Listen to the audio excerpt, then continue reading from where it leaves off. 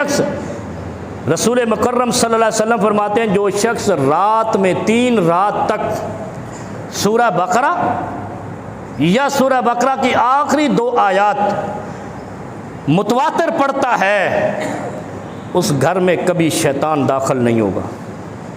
ہم کیا کرتے ہیں، مولوی صاحب بچے چاہیے قرآن خوانی کرنی ہے، مولویوں نے دسترخوانی قرآن خوانی بنا دی۔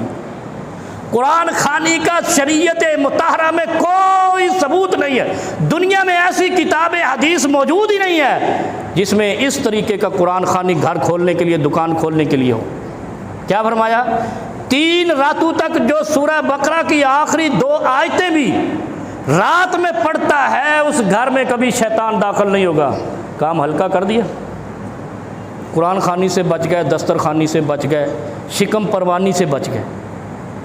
سارے ڈھنگ بنائے کھانے پینے کا، ہر کام پہ کھانا، وہ مر گیا تب دیگے پکاؤ، جی پیا تب دیگے پکاؤ، دکان کھولنی تب دیگے پکاؤ، گھر کھولنا ہے تب دیگے پکاؤ۔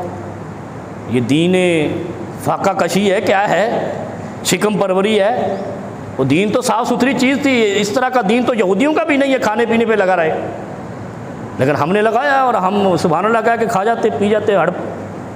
کیا فرمایا؟ 3 راتوں تک جو سورہ بقرہ کی آخری 2 آیات یا سورہ بقرہ پڑھ لے، متواتر، وقفہ نہیں کرنا۔ جیسے وہ ٹی بی کی دوائی دیتے ہیں نا اکرم بھائی، کیا کہتے ہیں اس میں وقفہ نہیں کرنا، اگر ایک وقفہ کیا پھر نمبر 1 سے۔ جیسے وہ لطیفہ ہے نا، 99 روٹی کھا کر بھول گیا، انہوں نے کہا چلو پھر 100 کھاتے ہیں۔ ٹی بی کی دوائی بھی ایسے ہے، یہ سورہ بقرہ بھی ایسے ہے۔ جو کوئی کاروبار کھولے یا گھر کھولے یا کوئی نیا کام کرے، اس میں 3 رات اس نے یہ 2 آیتیں یا سورہ بقرہ پڑھنی ہے، اس جگہ پہ شیطان نہیں، اور جہاں شیطان نہیں آئے رحمت آتی ہے، بات ختم ہو گئی۔ جہاں شیطان نہیں ہوگا وہاں رحمت ہی رحمت ہوگی، رحمت کی برکھا برسے گی، چرچا ہوگا۔